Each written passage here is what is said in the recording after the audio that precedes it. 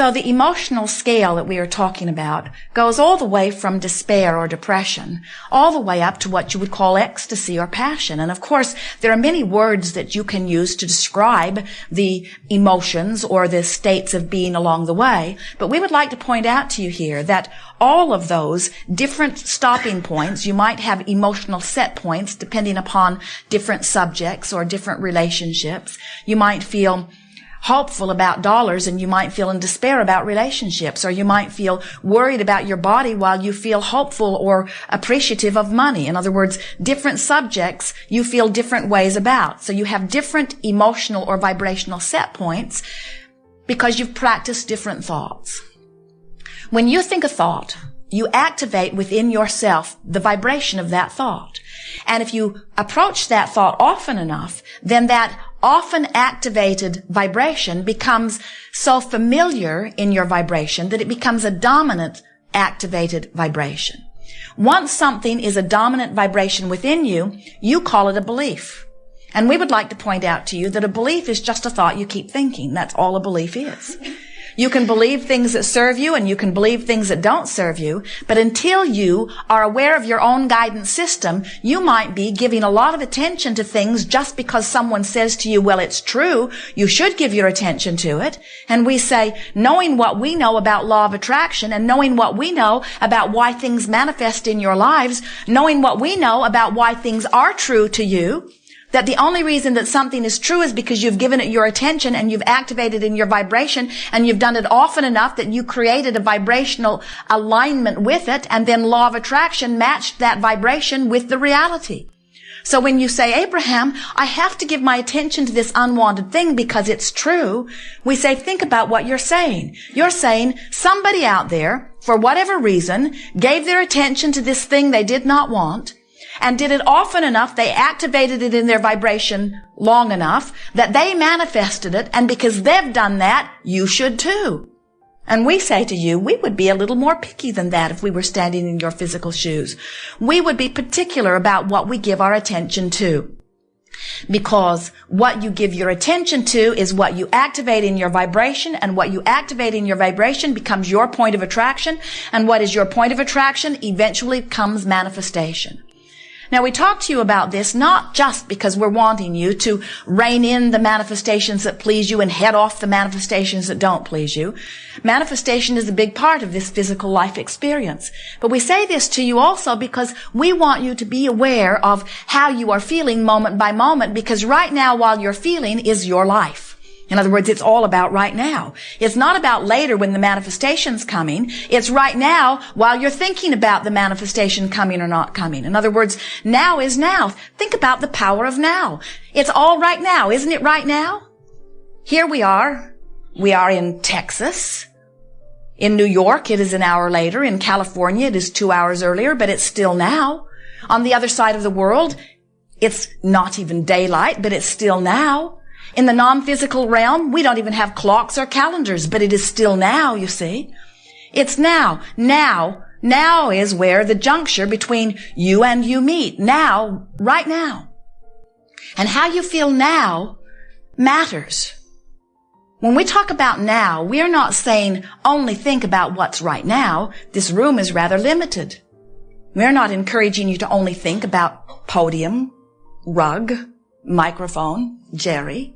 In other words, we're not asking you to only think about what's in your now surroundings. We are saying to you that in your now, whether you think about the past or whether you think about the present or whether you think about the future, as you're doing it now, you are activating a vibration which jives with who you really are or doesn't, which allows your alignment with your source or doesn't. And so when you begin to care about the way you feel, then you begin to tend to that connection between you and you. And that is everything. That is everything, because that is your lifeline. Better stated, that is your life. That's who you are, you see. So, when you make a decision that nothing's more important than that you feel good, now you are on the track. Now you're back in control of your own life experience, because you can tell by the way you feel what your vibrational countenance is. Joseph Campbell, one of your magnificent physically focused teachers, said to you, in the best words that we have ever heard articulated from your physical human tongue, follow your bliss. And we say, if you would take that encouragement and you would work to follow your bliss, you would fulfill your reason for being, you would live happily ever after, you would connect with your source energy, you would be valuable to everyone who knows you, you would thrive in all manner. But then we have to say to you that if you are in despair, and some bright-eyed, bushy-tailed, fluffy student of Abraham or a student of well-being says to you, follow your bliss, you can't even get a whiff of bliss from depression or despair. The vibrational frequencies are so different. All they do is irritate you, don't they? They say, you create your own reality, and you think that can't be true or you'd be gone. I really don't need you here harassing me about how I should feel, because how I feel is how I feel. And what we're wanting to say to you is, yes, that's right. How you feel is how you feel. But you have more control over how you feel than you realize if you care about how you feel. If it really matters to you that you feel good, then you will make short work of anything that feels bad by reaching for better and better and better and better and better feeling thoughts. And so today, we will be doing quite a bit of moving up the emotional scale. We also want to point out to you at the outset something that very few of you have made the conscious awareness part of your day-to-day experience, and we really want you to do this. We want you to feel that in this emotional scale, where there is despair and where there is rage and where there is fear and where there is anger and where there is frustration and where there is overwhelmment and where there is hopefulness and where there is doubtfulness and where there is wanting to believe and where there is believing and where there is knowing and where there is appreciation and where there is love. On this emotional scale, all the way from that joyous love vibration all the way to that suffocating vibration of despair or depression. This emotional scale is about your perception of freedom and nothing else. Because up here in the joy range, there is perceived empowerment. And down here in the despair range, there is perceived lack of empowerment. And every emotion is about your perceived degree of your personal empowerment. And the reason that we are so clear about this is because we know who you really are and we know how you really feel. And we know that when you're in full connection with who you really are and how you really feel, that you feel empowered. And someone who feels empowered is not afraid. Someone who feels empowered is not defensive. Someone who feels empowered is not blameful or angry or any of those degrees of emotions, you see. So, it's all right if you are any of those things. We just want you to understand that something's happened in your experience that has caused you to perceive a lack of freedom. And we want you to return to your knowledge here today that it can only be a perceived lack of freedom, because there is no such thing as a lack of freedom, because no one can get inside of you and vibrate you. No one can cause you to offer your vibration. No one else can offer your point of attraction. Only you can. Now, they can influence it. We know. They can behave so powerfully and you can observe them so completely that you can begin to vibrate as they influence you to vibrate. We acknowledge that. But we want you to leave here knowing that you are so free that you could choose bondage, but you are so free that you are the only one who is choosing it. And as we play together today, it is our expectation that you will hear enough and watch enough people move up the emotional scale, that you will leave here feeling, at least believing somewhat, that you can control the way you feel because you can guide the direction of your own thoughts. I'm going to tell you one quick story. Many of you have heard it a few times, but we want to start here because it is the basis of everything that we're going to talk about here today. As you travel from city to city, it's not hard for you to understand the journey because you know what direction you're headed and you know the road is there. As Jerry and Esther travel from Phoenix to San Diego, they know it's 400 miles and they just head west. And with reasonable speed, they will get there reasonably soon. So they don't fret when they're in Yuma at the halfway mark. and get so disoriented that they turn around and go back to Phoenix. They don't get lost. The highway signs and the compass on their navigational system all make it so understandable. It's a quantifiable journey. And so even though much of the journey they're not where they really want to be, they are not frustrated or worried about it. They're happily on their way. But there are many journeys that you take, like the journey from not enough money to plenty of money, or from being sick in your body to wanting to be well in your body, that are not nearly so quantifiable. And we see often that while you are well along your way to your journey, you stop midway and take score, and because the manifestation isn't what you think you need, you sort of freak out, lose your connection, and often turn around and head in the opposite direction of what you're looking for. So we want you to discover here today a tool that helps you tell which direction you're headed.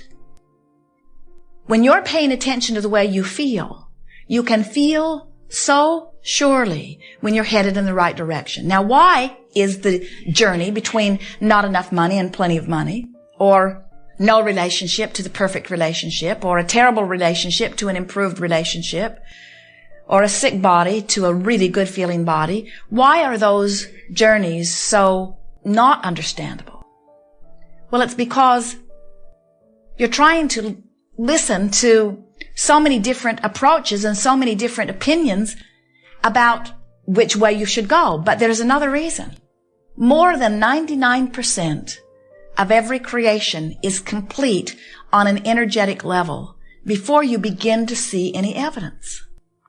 So if you have understanding of what you're doing during that 99.99% time of working, if you understand what you're doing, then you can spend all of that time headed toward the manifestation that will be there. Does that make sense? Think about it. Jerry and Esther are headed from Phoenix. They're on their way to San Diego. They get in Yuma. They don't want to be in Yuma. They get out and they freak out. They get out and it's hot. It's in the desert. There's no place to eat in Yuma. No place they want to eat in Yuma. They worry about it. They bicker about it. They fight about it. They get all disoriented and they get back in their car and they head across the desert in the wrong direction. Now, it's ridiculous, we know, when you think about that kind of a journey. But is it conceivable that they could just spend the rest of their time Phoenix, Yuma, Phoenix, Yuma, Phoenix, Yuma, Phoenix, Yuma, Phoenix, Yuma, Phoenix, Yuma, till finally they say, oh, well, we'll just stay in Phoenix. Never mind. At least there's someplace to eat in Phoenix. And yet that's what you do all the time, because you do not realize that there are two journeys that are running concurrent. There's this action journey, which is the manifestational stuff, and then there is this emotional journey, which is the way you feel stuff. And if you could really get it, that your work is to tend to the emotional journey. Your work is to find a way of feeling good now, even though the manifestation hasn't come. We were visiting with a woman recently who had very unpleasant, painful, arthritic hips. Her hips hurt when she walks. Her hips hurt when she gets in the car. Her hips hurt when she sits. Her hips hurt. And we said to her, you know, your hips can hurt and you can feel hopeful. Or your hips can hurt and you can feel discouraged. And the difference in feeling hopeful and feeling discouraged makes the difference about how long your hips will hurt.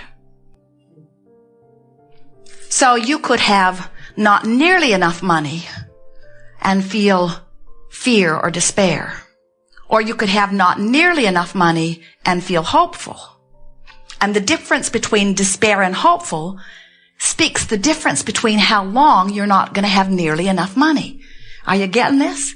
In other words, you have been so action-oriented and so interested in taking score and so interested in telling it like it is and speaking the facts that you have not been even aware of the emotional guidance which is telling you about your emotional journey. And when you make the decision that you're going to start tending to your emotional journey, it is our promise to you that not only will you close the gap between where you are and where you want to be on every subject that is important to you, but you'll start enjoying the journey no matter where you are. You'll start realizing that where you are is just fine. Well, we think you heard that clearly. We've never said it more clearly. So as we are moving forward here today, we'll be talking to you about the two concurrent journeys